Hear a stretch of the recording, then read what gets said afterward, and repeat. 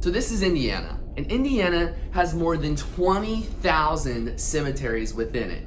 So as you can imagine, Indiana is a pretty creepy place. And of course, I grew up there because I'm a pretty creepy person. Just kidding, I'm normal. Yeah, so I've always been very intrigued by just Indiana, all the folklore that surrounds the cemeteries in my area. I mean, I remember growing up, I had a baseball coach who would always tell our team about these crazy stories from a cemetery called Main Street Graveyard, which we'll get into more later. But I mean, he would just tell us these crazy stories about Crybaby Bridge, which I know there's a lot of those in America, but he would tell us about Crybaby Bridge and all these places and things he would used to do and these cemeteries he would used to go to as a child. And I was in 5th grade and I wanted to do that. And so it just, ever since that time, I've always had a fascination with cemeteries. And so recently I got to do this project for one of my classes, and it really like gave me the opportunity to like dive into like, why am I fascinated? What is it about cemeteries that's so creepy, and why am I so fascinated with them? And so in this video, I put together kind of a compilation of a bunch of different cemetery stories, and it's crazy the categories and themes that these cemeteries cross over. And so I've got about 4 or 5 categories that we're gonna go over in this video, and it's just gonna be a really interesting dive into, you know, what is it about these cemeteries, and why did these stories come about from them? Is it because we're the fear of death?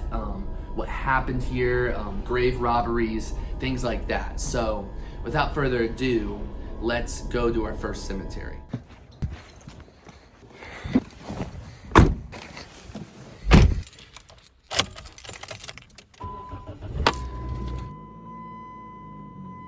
All right, well, I'm here at the cemetery, and first story we are going to go over is Main Street Graveyard, which is in Wilkinson, Indiana, and it's right up the road from my hometown, and it is pretty notorious where I'm from. Main Street Graveyard is known as also Hayes Cemetery, and they say that you used to be able to take Main Street straight out of Wilkinson, Indiana, and Main Street would take you and end at the graveyard. Well, the graveyard is known for a lot of things, but there's 2 stories that stick out above them all. The first story is that there was a little girl who died in an early age. I think she was around 7 or 9. And when she died, she was buried at Main Street Graveyard. Well, because she died at a young age, it was very hard for the community, as you can imagine, in a small community like Wilkinson, Indiana, with probably 100 people in the town. And so there started surfacing this rumor, this legend, that there was a rose that was growing on top of her gravestone in the shape of a devil's pitchfork. And so I've heard many people call her the demon baby or the devil's baby. And basically the story is that the devil's child she was buried there, and now she's the devil's child. And that's why the pitchfork grows there.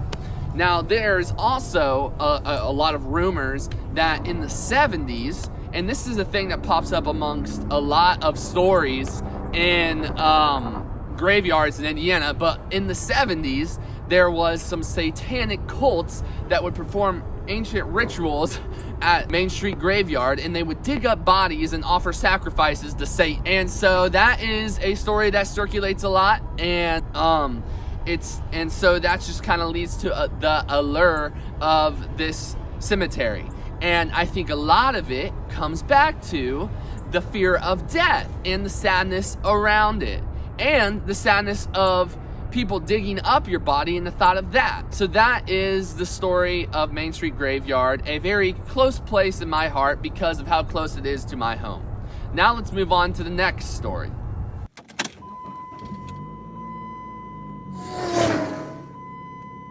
All right, so the next story that we are going to cover is a story based around Tillet Cemetery, also known as Hookman's Cemetery. This is a place just outside Peru, Indiana. It's northern Indiana, And this story involves a man that was notorious. The Hookman legend pops up all over the United States, and nonetheless, it's in Indiana. And basically, the Hookman was a person who would walk around the streets of towns, terrorizing the local citizens, and he had a hook for a hand. And you don't want to get caught by that hook because he'll kill you. Basically, he died, and supposedly they buried him in Tillet Cemetery. And so the rumor is that he was buried there, and then because of his notorious name, he was eventually dug up and moved somewhere else because people didn't want him being buried with their relatives, which I can't really blame them. Now, researching this story, I noticed something that was pretty interesting. In the 1980s, there was a legitimate case of a serial killer all across the Midwest, from Chicago to the northern points of Indiana, all over around Wisconsin. And this serial killer's name was Larry Eiler. If you've heard of him, it's a pretty interesting case. He killed about 20 people. And recently, there was a body of one of the victims found just around where Tillet Cemetery is located. And you know what? That made me start thinking, because I was like, well, that's interesting that Hookman, a supposed serial killer, is a legend that has spread around this area.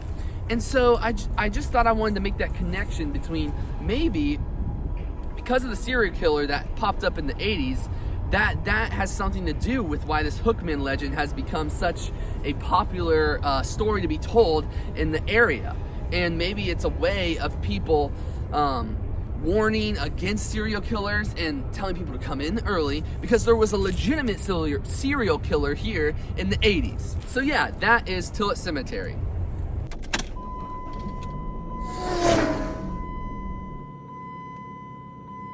Okay, now we're moving on to our next segment, which is Crown Hill Cemetery. It's a cemetery located in Indianapolis, Indiana. It's one of the largest cemeteries in the country, and it has thousands of people buried there. And of course, along with that comes some pretty notorious and amazing ghost stories. There's so many I could go over, but I chose two categories to really hone in on. So the first story is a very real and very tragic story that involves some ghosts, and it's a real life story.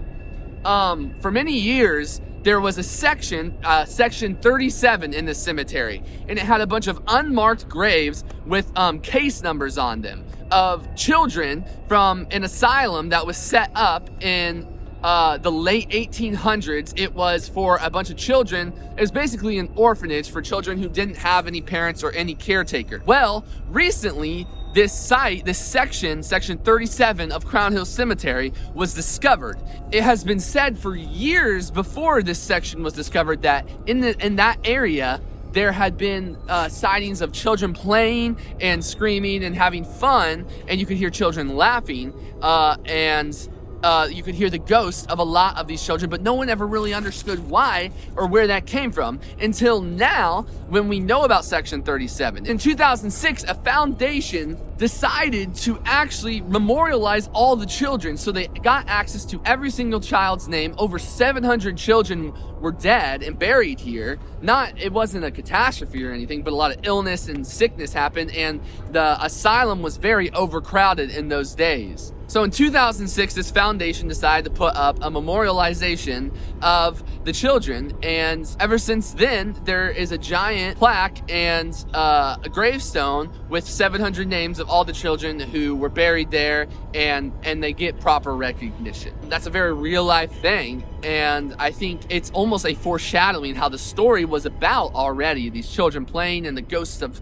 children laughing and screaming and having fun. And then we find out Section 37 of this cemetery was actually a place where nearly 700 children from an asylum were buried in the 1900s because of illness and malnutrition. So that's the first section of this cemetery. Now let's get on to the next. This cemetery has some amazing architecture, and one I wanted to point out lines perfectly with the Gothic architecture that is known for haunted houses, old churches, anything creepy, think Gothic. And so basically this this cemetery has a Gothic chapel in the middle of it that was used to house bodies until their burial was ready. It housed James Whitcomb Riley, the famous poet, for over a year in like the year 1916, I think. And so this place is just it's a very beautiful chapel, but it represents the Gothic architecture of that time. And it represents a lot of dread, and it's a liminal space, and a lot of people have the fear of what could be lurking within those walls. Why is it so pointed and dark? And it literally housed dead bodies. And now it hosts a lot of events because of the beauty it has, and it's a great attraction for a lot of dark tourism, and people tell ghost stories there. They have ghost storytelling conventions and stuff like that in this place now. So that is what I wanted to cover for Crown Hill Cemetery. Now let's move on.